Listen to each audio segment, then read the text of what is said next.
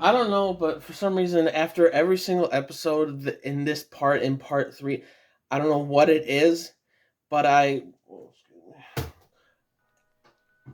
get mumbled, and I don't know specifically on like I just start rambling and just talking and stuff. Like I don't have like any set points of a lot of things. I just go off the brain of when I watch it, and then I just review or show or tell my afterthoughts of it. And this episode, what, bro? Just from the beginning, when Ewok releases a bunch of the Soul King's like power or energy and stuff, because he can't he can't fully absorb it. That's what that was, like him releasing it, and then all those little creatures trying to kill everybody and stuff like that. Which, in that moment when all of them were scattered everywhere, those little creatures and stuff, I really appreciated that we got to see, like, just like some side characters that we have known, and like Kubo hasn't forgotten about them specifically. Like, say those two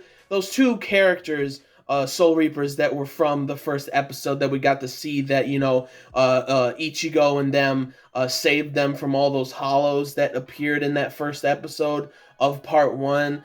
Like, they're still around and whatnot. That girl with that the interesting looking headpiece, and her friend. And like I liked seeing that, like, while everybody's like running away and stuff, or like they're gathering to where Shunsui is, which was really cool. This episode really, like, it gave me chills or goosebumps, and showcased really, like, Shunsui as like the head captain and stuff. And I absolutely, it just felt good. Like, I just loved it, right?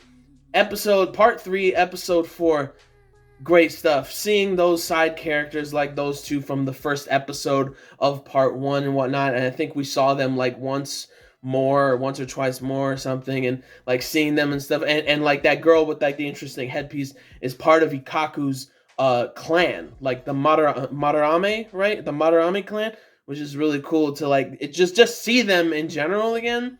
And then we got to showcase just a little bit of Yumichika, Ikaku, and Shuhei, like, actually going in and fighting and stuff. And then we got to see, I forgot the Visor's name. She has like the green hair, and she's like Kensei's lieutenant. Seeing her was really cool, and I loved it. Seeing just all those things were really cool. I loved all of them. It was awesome. But then you get Chair Sama, Aizen, the evil king that he is. Seeing him come in and just, like, people, I saw people complaining, like, in comment sections and whatnot of posts on like Instagram, saying that, like, they were bummed out treachery was not being played. And to me, it would be very weird or very off in this specific situation when it comes to Aizen, because it's not a fight. It's not like an actual, like, fight of him betraying somebody and all of them fighting him or anything like that. So, like, to me, when treachery comes on, if you actually noticed in the series, it's when he's fighting a bunch of people, like it's a betrayal, and they're fighting him, and it's a bunch of people fighting him, or he's like actually fighting. This wasn't actually fighting. This was Aizen just flexing his spiritual energy to eradicate a bunch of those little creatures that Ewok sent down with the Soul King's spiritual, like, pressure and everything. And just seeing it, like, about to come down on, like, Aizen, and then, like, his spiritual pressure just, like, blocks it.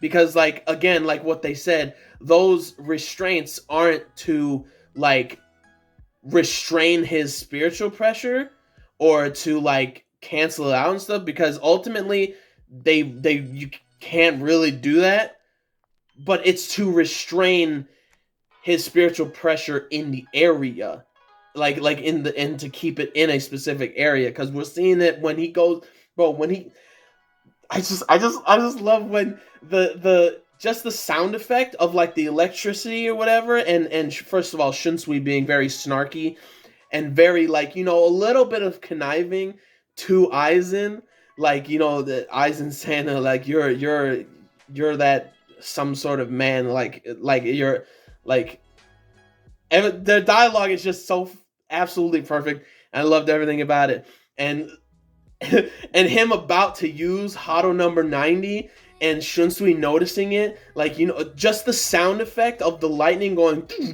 like a weird or whatever, and Shunsui's face is like, get the hell out of here, get to the lab now, like everybody go get to the lab, and then everybody runs. HADO number 90, Kurohitsugi, and just the look of it, absolute peak. The CGI of it, the look of it, and everything, and them like him using it while he's in the chair, and Shunsui saying like, you know, I mean, I don't think I have to take you out of that chair or anything, because obviously with those things falling down, you're not gonna want them to start chewing and gnawing on you, would you? You know, so you better do something about it. Like while he's being restrained there, and he's and Aizen being like, you're not despicable man, but like his remark and his retort to Shunsui was fantastic. All of it was fantastic. And then like Aizen like eradicating all of them with Kurohitsugi and him being perfectly fine also. And then everybody being pissed off, first of all, that Aizen's there and stuff. And it's like, and this situation calls for the enemy of my enemy is my friend. So the common goal of taking a Uok down, that evil POS up there who literally does not care about literally anybody except for himself. Because if that were the case, he would have told his people, or he wouldn't do all those things to his people. But it's whatever. And you're seeing that with, like, you know, Basby, Giselle, and Lily Toto in this moment, which, like, also that guy with, like, I forgot Quincy's name with like the shades, that was able to like restrict Aizen for like roughly 5 minutes, which is absolutely crazy. Like he's really good at like analyzing specifically somebody's soul, like spiritual pressure or something. Absolutely nuts. And then Basby's like, fuck out of here, and then just snipes his ass in the back, and him toppling down and dying or something. Bro, it was so good. None of them would have handled if Shunsui actually, like, you know, released his Zanpakuto and then his Bankai. Well, first of all, I don't think he needs to release his Bankai on like Basby or any of them. Just 'cause, I mean, come on, like he's the captain commander. Like come on now. But like seeing that like animated, I thought was really funny, because in the manga, like Basby just took the dude out, and it was like boom, and then I which I thought was funny, but seeing it animated made it funny like once again. So that was funny. And then you see Basby talking about, like, you know, he let us he tossed us to the side like trash, so we're gonna help you, but in return, this isn't just like, you know, us just helping you. In return, we want to go kill Uok and stuff. Like, just to see that, and all of them coming together, and then Shunsui being like really taking into account of like, he is the captain commander. He calls everybody up to get to the location where everybody is, with, you know, Shunsui and Kisuke and all of them, and like Soifon, like literally all of them coming there to like get to the royal palace was really cool. And just seeing Shunsui calling everybody up, saying like, hey, get here now, we need all of your spiritual pressure, everybody getting up and whatnot and getting there and stuff was really cool to see, because it's like this moment is a camaraderie moment. Like just hearing Shunsui's speech, like this is a fight we need to protect our world from collapsing, from being destroyed and stuff. And then Basby talking about like the Wandenreich, you know, our home is in the shadows of the Seirete, of the Seirete of the Soul Society. So it's also going to be destroyed if the Seirete itself gets destroyed. So we'll help you and stuff. And just seeing the camaraderie of like, this really shows why Uok is out for himself. He does not care about his people. He takes them out like trash for a means to an end. And then like at the end when like all the Shitstaffel, like their faces look like traumatized, like whoa, like seeing what Yuak looks like. Bro, seeing what Yuak looks like is like a combination of like, obviously what he looked like before, but then like a very creepy like Dracula type of vibe with his imagery. Like bro, seeing it animated creeps me out even more. It looks so good, right?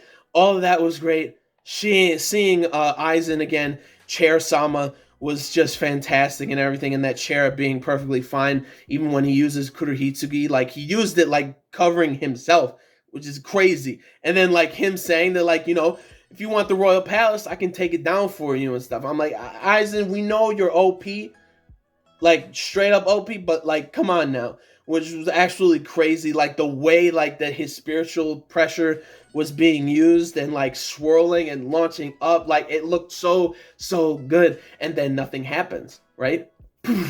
Nothing happens, right? And then you got Mayuri coming in talking about like your telling him that like, oh, your restraints aren't meant to lock your spiritual energy in. They're not meant to like they're not meant to like straight up cancel your spiritual pressure. They're just meant to keep your spiritual pressure around you and whatnot. Like just seeing the three geniuses, Kisuke with his strategy and strategic mind and everything, and technology too and stuff.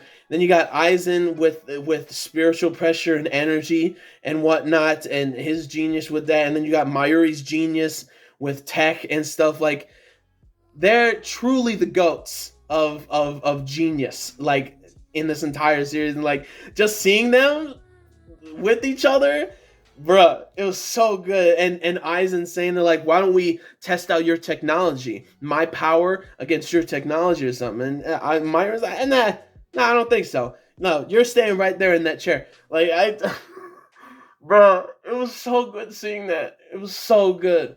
I'm so hyped because also at the end, which like also we got to see something that was so perfect when Ichigo wakes up.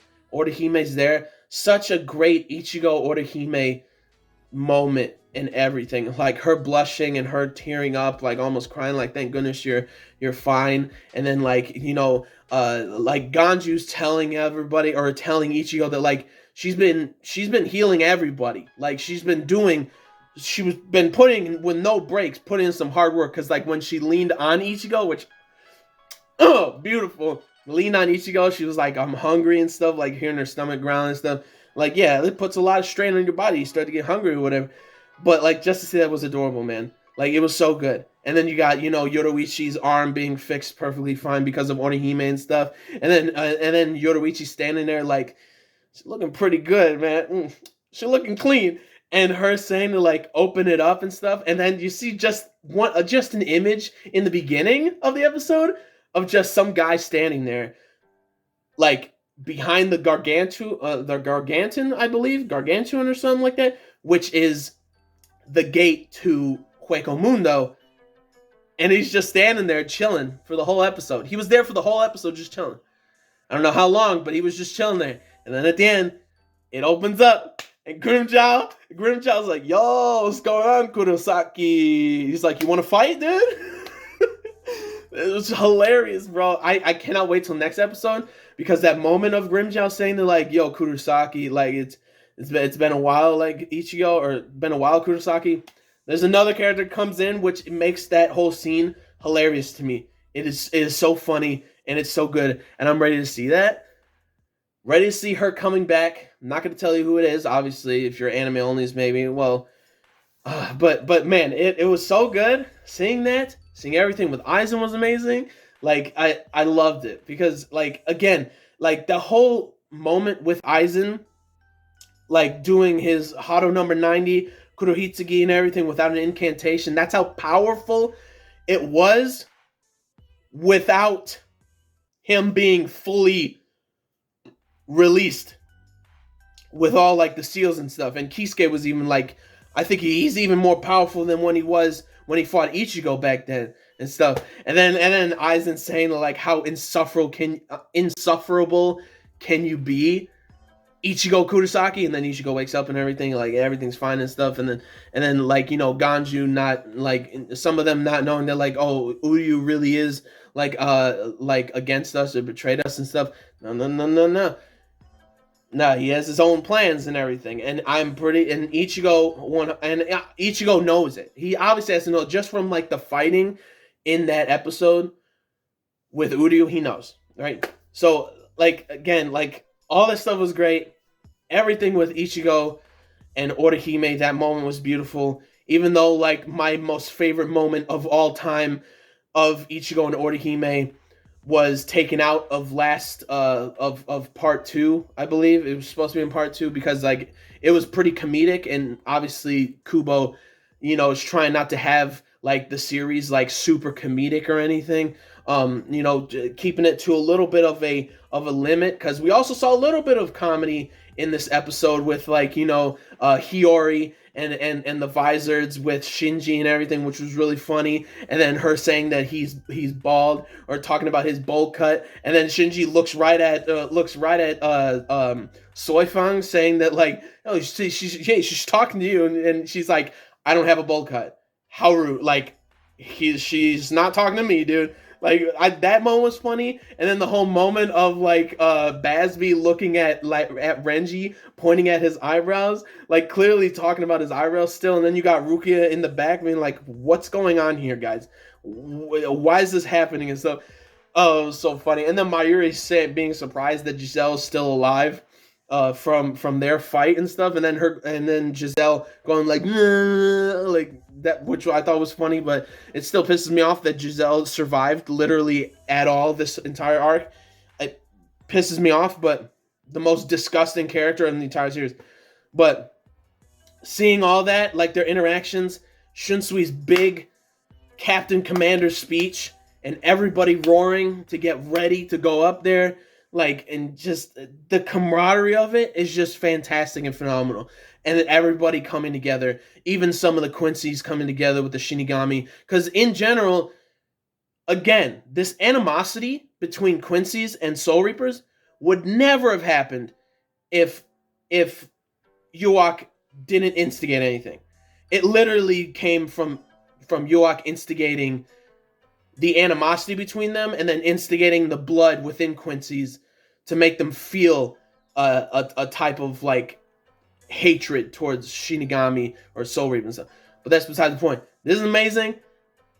Everything with Aizen was amazing. Everything with Shunsui was amazing. Everything with everybody, like, you know, camaraderie coming together and stuff. All of the geniuses, Mayuri, Kisuke, and Aizen being there and stuff. All the dialogue, subtle, like, you know, funny moments. You know, one, like, really adorable, like, subtle moment with Ichigo and Orihime in that moment. And then you got, like, you know, Grimmjow coming out of the Garganta, like, the gate, and looking at Ichigo, being like, yo, it's been a while, dude. And then, like, next episode's gonna be real funny. I'm so hyped and excited for it. It's so good. And then, like, the whole thing with, like, Aizen and stuff. Again, treachery would, in this moment, or in this sense, would not make any sense in terms of this, because of, like, the ominous feel that they gave with the music when Aizen was by himself about to use HADO number 90 is absolutely perfect for that moment. Because, again, treachery is really meant for a fight.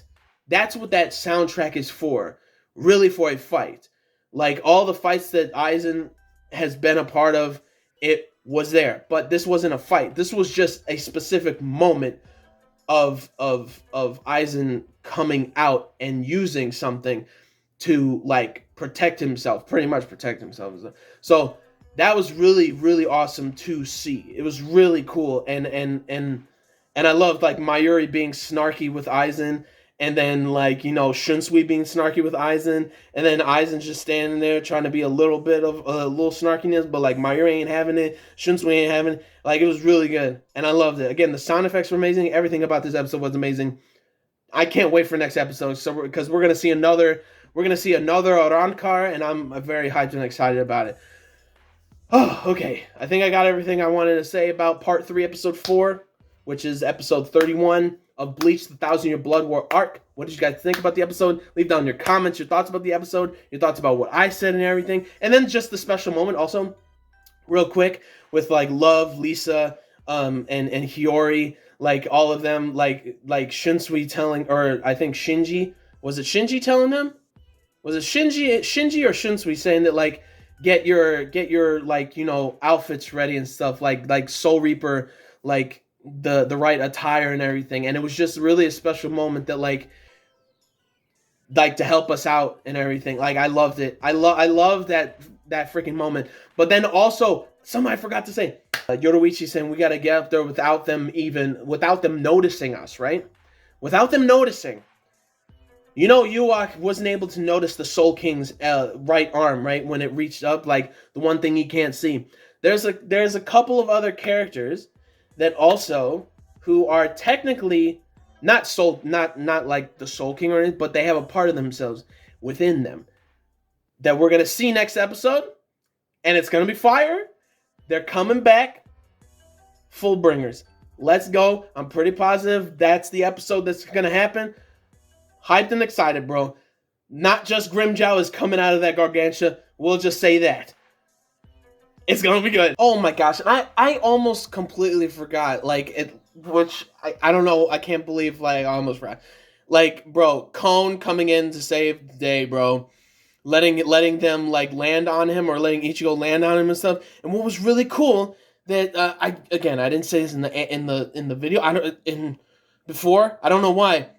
But in the manga, he wakes up and hits Orihime's head. It hits her right in the forehead, and then, like, grabs Kon.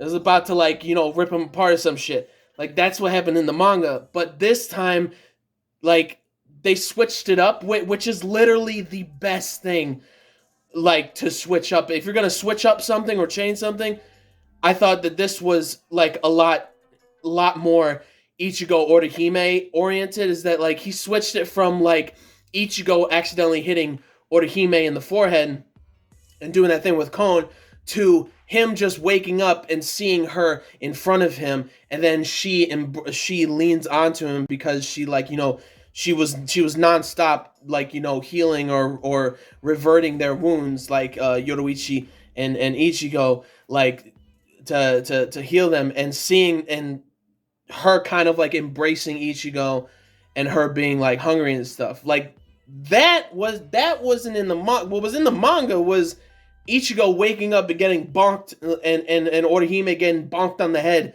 by Ichigo. But instead, in the anime, he wakes up and is looking at her, and she's looking at him. This beautiful little moment of her saying, "Thank goodness you're fine right now. You're fine." And then she, like, falls over and he catches her and stuff. So that was if you were going to change up anything, that was the perfect scenario to change, like, everything that happened or whatnot. And then you got Kon on the floor, and all of them, Ganju, Orihime, Ichigo, Chad, all praying, like, "Thank you, Kon, for saving us." Like, that shit was funny. Like, he was dead or something, which, and he wasn't, obviously.